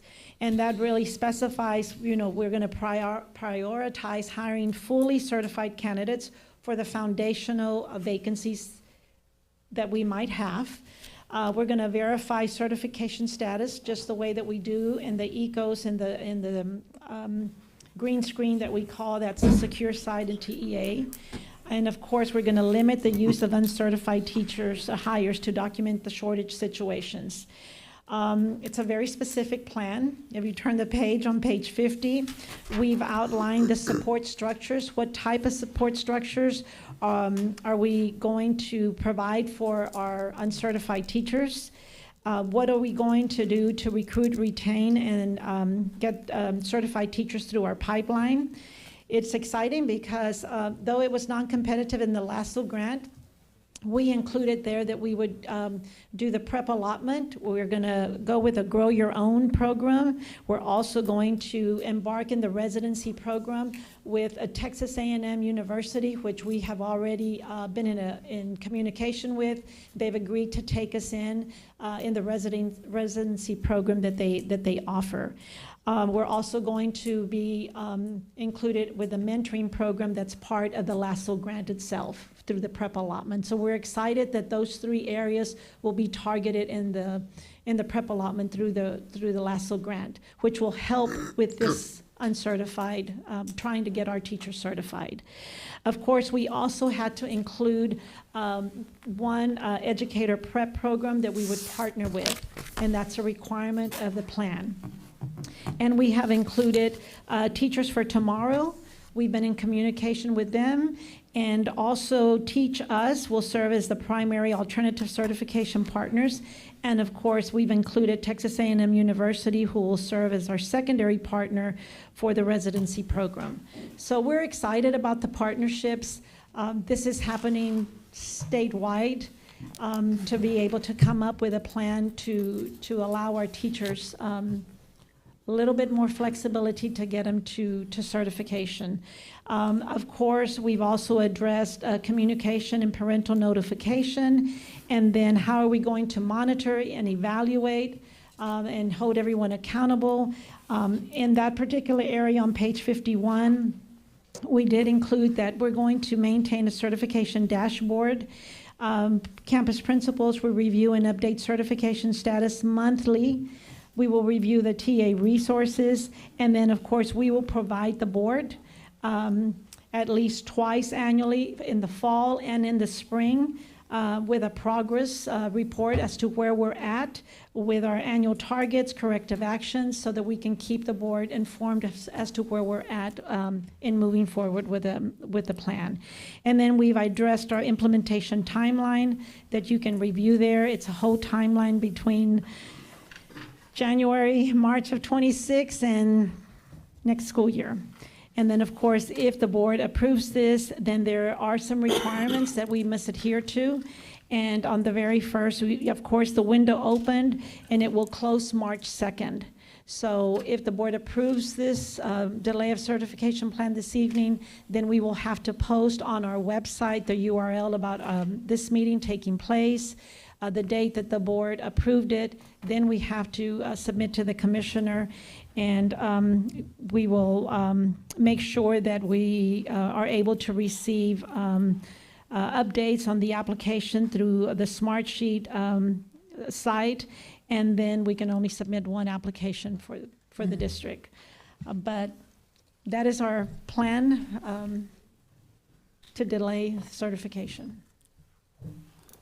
Dr. Quinn, go ahead. I have a comment or a question, both.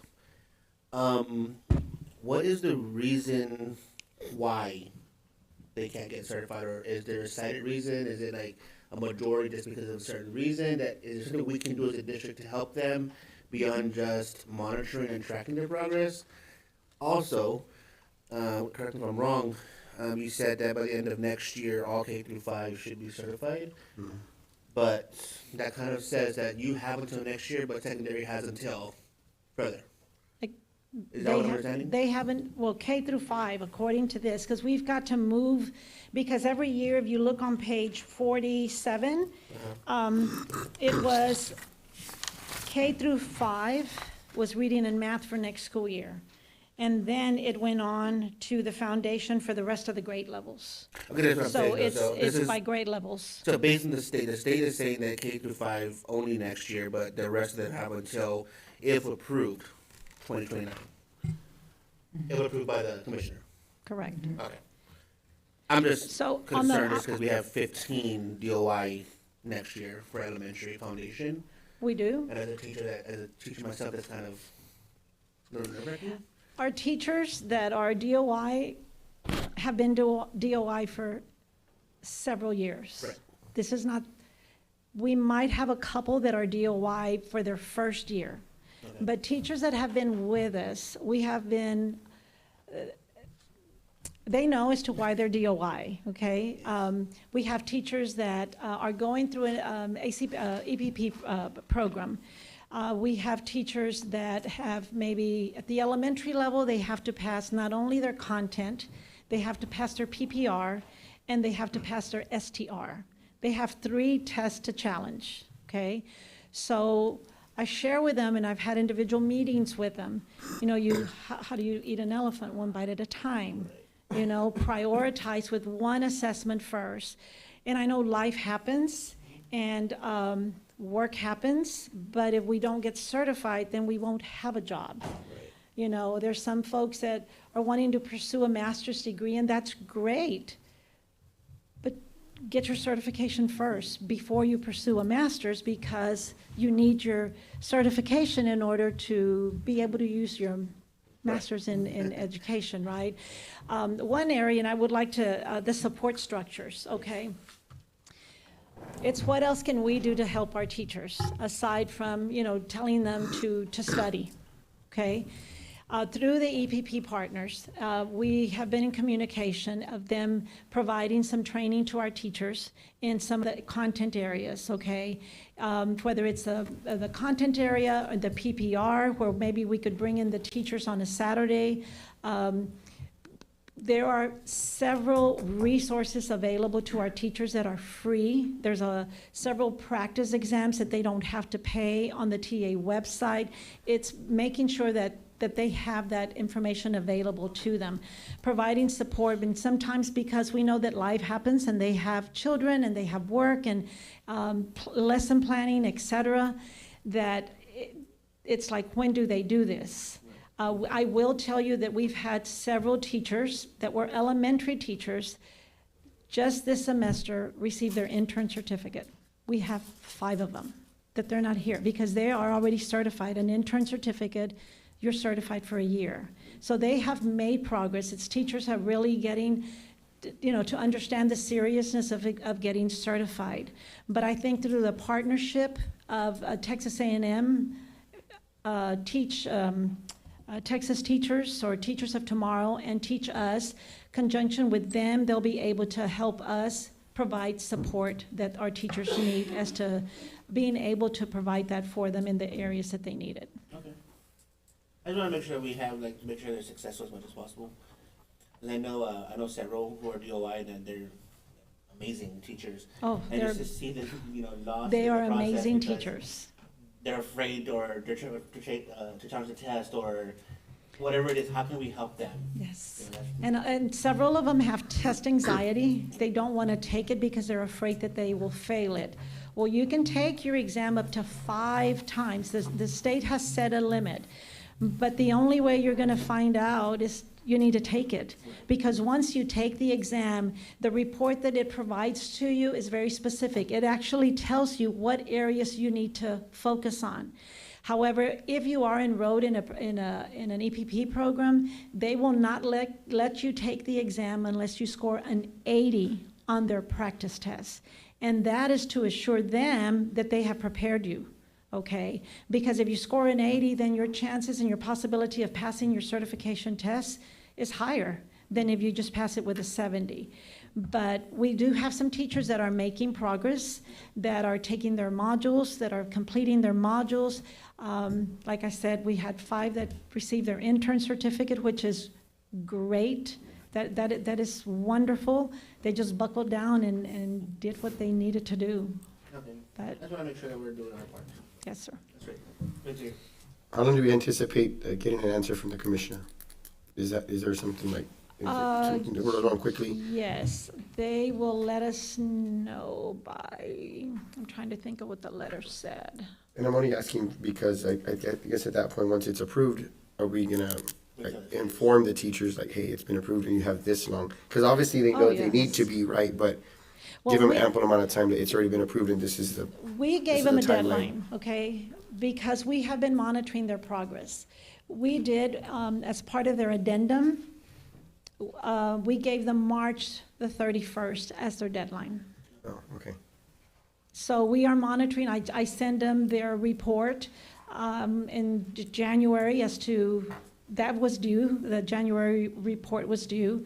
And then they have another check-in that they have an opportunity to upload their documentation to see whether they've done any more. And that is due in March. And our addendum stated that they had to be certified by the end of March. So some teachers are really pushing, to get their certification. As soon as we are told, of course, we will let everyone know. And then when that happens, then we will develop the individual plan, which I have one for every teacher, but it's not where when I meet with them, I share with them as to what they're missing, and then I keep my spreadsheet, but I've created an individual plan for elementary and for secondary. That way, then they can receive a copy, their principal will receive a copy of the plan, and then we have it, and they know specifically exactly what they need. But as soon as we're told, I want to say it's probably April, if I'm not mistaken. You'll let us know, Dr. Boyd? But as soon as we get notified. Of course, if you take a look at the cover page of the plan itself, you'll see there where we put the board approval date and then the board meeting agenda, which we need to, put the URL there. And then we have to post the actual plan itself now. So it has to be posted. And then we'll wait for approval. Hopefully at the next board meeting. Yeah. So, Dr. Puig, your recommendation? I recommend approve the application for delay of the teacher certification requirements as required by House Bill 2. I'll make a motion. I have a first by Mr. Martinez. Second by Mr. Cantu. Any further questions or discussion? Mr. Martinez? We have a first and a second to approve action item B. Ms. Villalobos?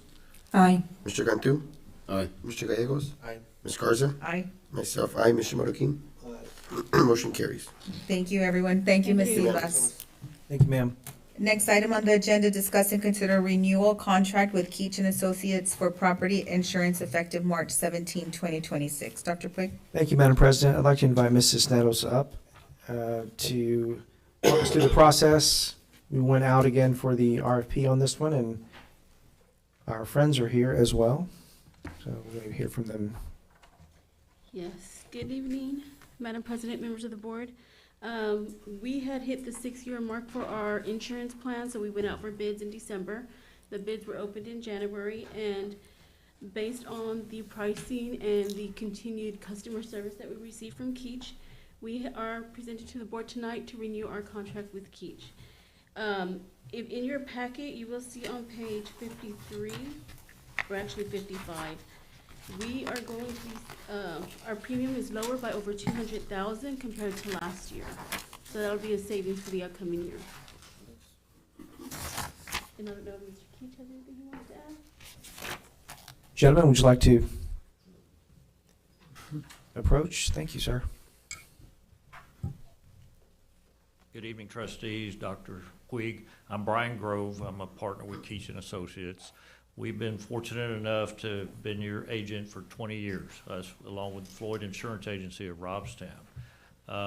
3 years ago, I had to come to y'all with a very large increase, and that was a rough meeting and a rough day. So this year, it's been very fortunate. The market has changed. We had really a quiet hurricane season last year, which reflects in lower premiums for savings for most property clients in the Texas area, Gulf Coast, as well as Florida and places like that. So it's nice to come in with that type of renewal. I know we work very well with Ms. Cisneros and their staff. Whenever there's a claim issue or a question on coverages or that type of thing, I think we're fairly responsive. She'll have to Yes, answer that. The response time is great. I mean, you can get back to us within a couple of hours. Good. So, we've done our best to try to maintain a good working relationship with you guys, and we do appreciate the business. Thank you. Sorry about the names. That's okay. Thank you, sir. Dr. Puig, your recommendation? I'd like to recommend the renewal contract with Keach and Associates for the property insurance effective May 17, 2026, as presented. Trustees, do I have a motion? I'll make a motion to approve. First by Mr. Martinez, second by Mr. Gallegos. Any questions or discussion? Mr. Martinez? We have a first and a second to approve action item C. Ms. Villalobos? Aye. Mr. Cantu? Aye. Mr. Gallegos? Aye. Ms. Garza? Aye. Myself, aye. Mr. Marroquin? Motion carries, Madam President. Thank you, trustees. Thank you, sir. Thank you, gentlemen. Thank you. Thank you, Thank you, Mrs. gentlemen. Nettles. Take care. Next item on the agenda, discuss and consider approval of resolution to adopt a period of prayer and reading of the Bible or other religious texts on each school day at and every campus for students and employees pursuant to SB 11. Dr. Puig. Thank you, Madam President, trustees. You all are acquainted with this one. It is closely related to Senate Bill 10, which was for the 10 Commandments. We are required to go on the record to vote for or against a resolution. I recommend not doing the resolution, and the reason being, I don't think we have a problem with faith here, right? Do we know where this legislation was born out of? It was born out of religious freedom. In some areas of the state felt the need to require districts to codify in policy prayer time in school. So I'm going to recommend not doing the resolution because there isn't a specific issue related to persons of faith or religious freedom here in Robstown ISD. Trustees? So you just don't want to tie us down to something, correct, sir? Well, it would require us to bring policy to the board related to requiring administrative regulations that we carve out prayer time on every campus specifically. And then our own attorney has recommended to be very cautious with this one as well. This is some of the religious wars that have happened, unfortunately, in the chamber. And it would behoove us not to get involved in that sort of thing. And we're all people of faith here, I think, for the most part, right? So, And when they say carve out a time, is there a specific time limit, or is it like, is there anything It's pretty involved? vague. But just, you know, Yeah, 5 minutes, 10 minutes? Pretty vague, yeah. Because I'm reading and I don't see Yeah. anything here. No, it's more of a statement, I think, that passed. But we have to go on the record. We have to go on the record. Now, for now, I mean, I'm assuming that, like we do here, right, we have a moment of silence, after the pledge of allegiance. Should we do that at schools in the mornings still, morning announcements? I don't know that any issue of faith freedom is happening here at all. Has any principal relate to anyone complaining about religious freedom on your campuses? Yeah. So this. It can just be like whatever your higher power is, right? Whatever your higher power is. That would be my. Mrs. Paloma has joined us from the peanut gallery here. Come on up, ma'am. I'm just kidding. So again, it's to me something that we take our faith very serious. I'm not sure that this legislation's intent is applicable to our context in Robstown. I was just gonna say, so a civil conversation with the principal, and I'm sure the principal will be okay at whatever. Mm-hmm. Is that kind of thing? I think if we approve a resolution, I think we're tied to something where it has to be done every day. Yeah. And And that's what it says, that it has to, it's mandatory every campus.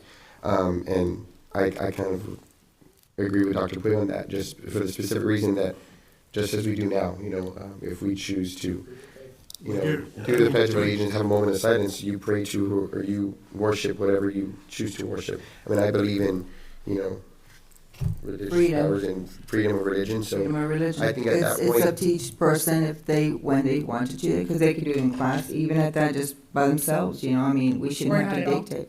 Yeah, we shouldn't have to dictate, when they do it, or where they do it, or who does it, I mean. But it's not denying anybody. That's right. Exactly. So, Dr. Puig, your recommendation? I recommend that we go on the record not approving a resolution to adopt a period of prayer and reading of the Bible or other religious texts on each school day and at every campus for students and employees pursuant to Senate Bill 11. I'll make a motion, madam. I have a first by Mr. Martinez. I second. Second by Ms. Villalobos. Any additional questions or discussion? Mr. Martinez? We have a first and a second to approve action item D. Ms. Villalobos? Aye. Mr. Cantu is not present at the moment. Mr. Gallegos? Aye. Mr. Garza? Aye. Myself, aye. Mr. Marroquin? Aye. Motion carries. Next item on the agenda, thank you, Dr. Puig. Next item on the agenda, discuss and consider approval of nomination of vacancy on the TASB Board of Directors. So, I'm not sure if we all got an email, but I got an email. So Moses Cortez, who is at Mathis ISD, has resigned his position on the TASB Board and the Mathis ISD Board, I believe. Is that correct, sir?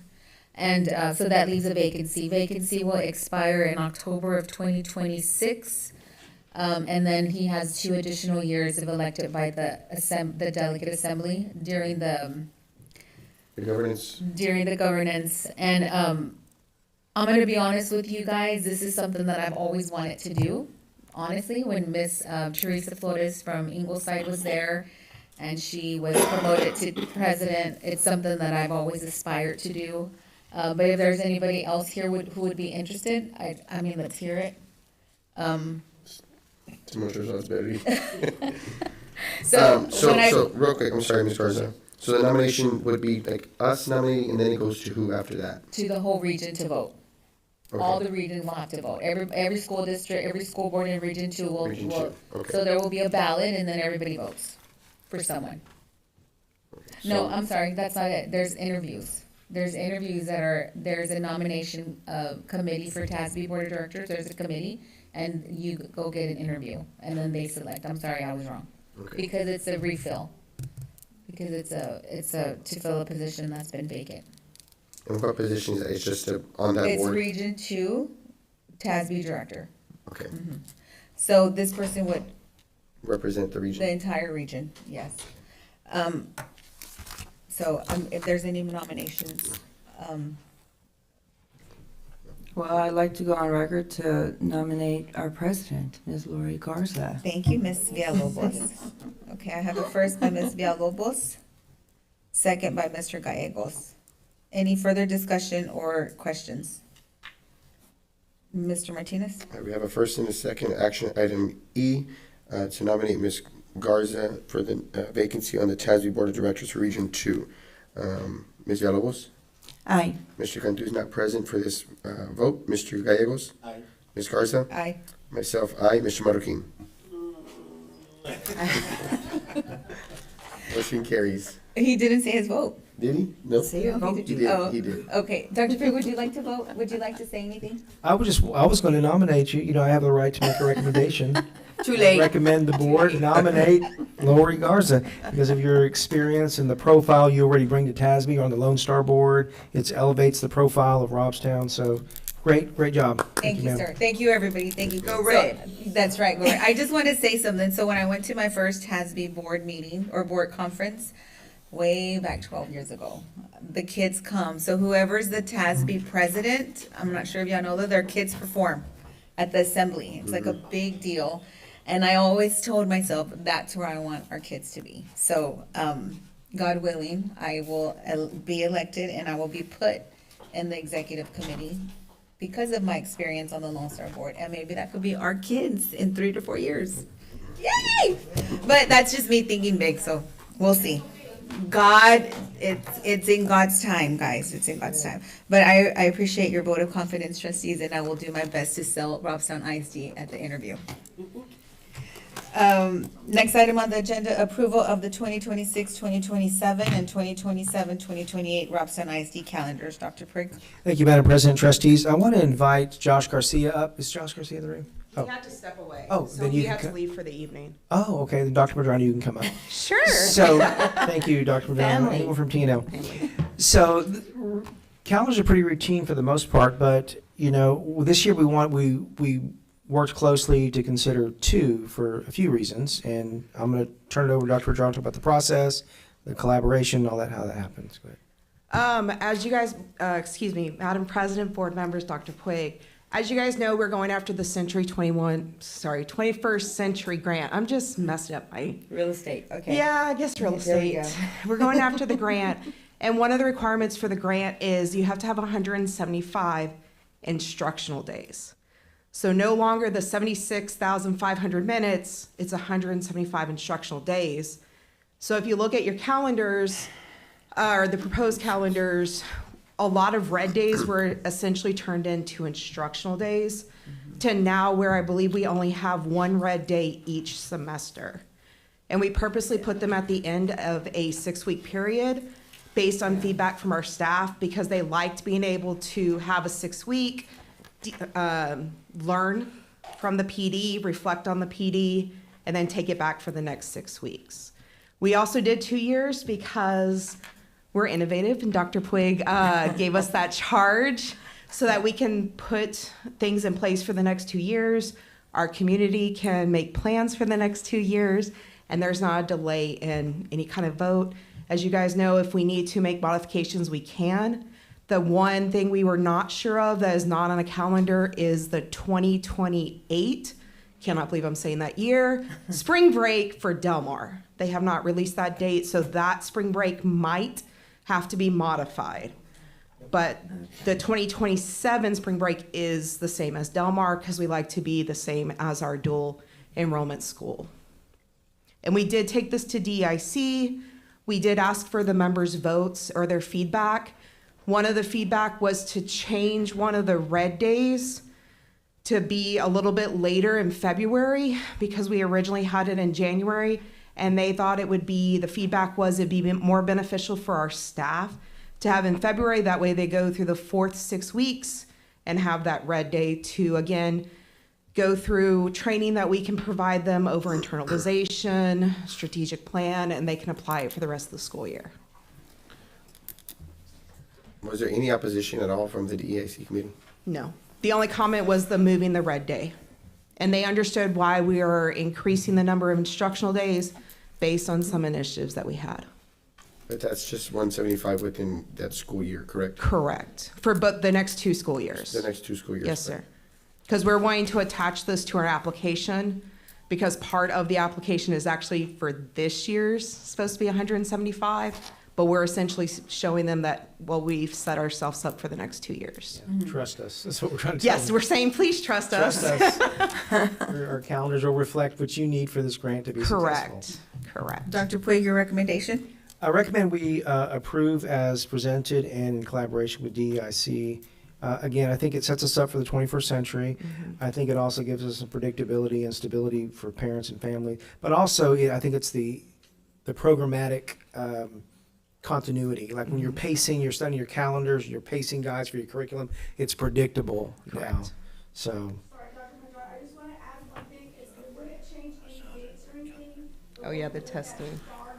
Yes, that's correct. That's the 2,500 over here. Yeah. Yeah. Yeah. Spring testing. But it wouldn't change the 175. The number of days that we need. It would just change the testing windows. Which is on your calendar. It's a little box of the testing Yeah. windows. Thank you, Ms. Alanis. Trustees, do I have a motion? I make a motion to go ahead and approve it the way it was presented. I have a first by Ms. Villalobos, sorry, even. Ms. Villalobos, do I have a second? They're I'll second. focusing. I have a second by Mr. Martinez. Any additional questions or discussion? Mr. Martinez? Again, we get to, Sorry. bend the calendar if needed. Yes, sir. Yes, sir. You see anything, sir? No, that just hadn't gone to complete. Any other questions or discussion?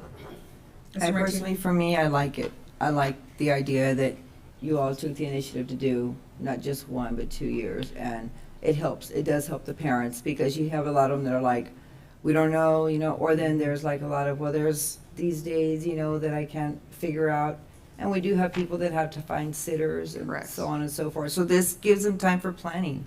I think this is the new trend is what we're seeing across districts is that they are willing to take the leap and do 2 years.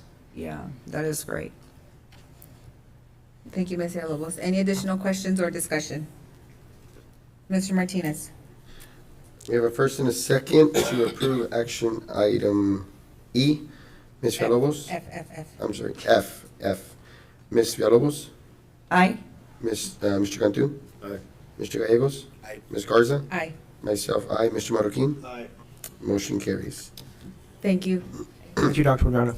Thank you, ma'am. Next item on the agenda, approval of a resolution to apply for the Active Attack Response Equipment Grant Program. Dr. Puig. Thank you, Madam President. I'd like to invite Chief Dogley up, just in case we have some questions here. This is a resolution to apply for some grants that we desperately need to support our security and safety initiatives. This one's around response equipment. You want to talk a little bit about that response equipment, Chief? Yes, sir. House Bill 33 went into effect requiring all campuses having to have a rifle-rated shield, level 3 shield, and breacher equipment on every campus. We have some of the equipment, but then this grant came up so we can get the rest of the equipment needed. Thank you, Chief. And we need the board's authorization to proceed with the grant. Yes, sir. For equipment? Trustees? Dr. Puig, your recommendation? Recommend the approval of the resolution to apply for the Active Attack Response Equipment Grant Program as presented. Trustees, do I have a motion? I have a first by Mr. Gallegos, second by Ms. Villalobos. Any questions or discussion? Mr. Martinez? Madam President, we have first and a second to approve action item G. Ms. Villalobos? Aye. Mr. Cantu? Mr. Gallegos? Aye. Ms. Garza? Aye. Myself, aye. Mr. Marroquin? Aye. Motion carries. Thank you. Thank you, Chief. Thank you, Chief. Next item on the agenda, closed session. I'd like to make a motion that we go into closed session, Madam President, at 8:10. First by Mr. Martinez, second by Mr. Marroquin. Mr. Martinez? We have a first and a second to go into executive session at 8:10. Ms. Villalobos? Aye. Mr. Cantu? Mr. Gallegos? Aye. Ms. Garza? Aye. Myself, aye. Mr. Marroquin? Aye. The board will now convene in closed session in pursuant to sections 551.074 of the Texas Government Code. The board will adjourn into closed session for the purpose of considering the appointments, employments, evaluations, resignations, reassignments, duties, discipline, or dismissal of employees. Thank you.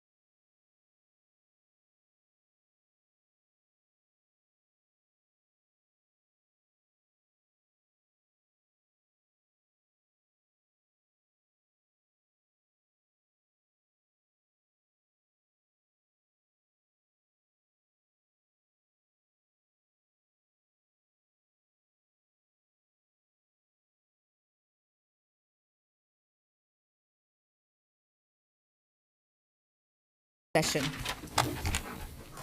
Trustees, I make a motion to reconvene. first by Mr. Martinez, Second. second by Mr. Cantu. Mr. Martinez? We have first and second to reconvene at 8:56. Ms. Villalobos? Aye. Mr. Cantu? Aye. Mr. Gallegos? Aye. Ms. Garza? Aye. Myself, aye. Mr. Marroquin? Aye. Motion carries. Next item on the agenda, discuss and consider approval of appointments, employments, evaluations, resignations, reassignments, duty assessment, or dismissal. Dr. Puig. I'd like to recommend as discussed in closed session. Trustees, Make a motion to approve.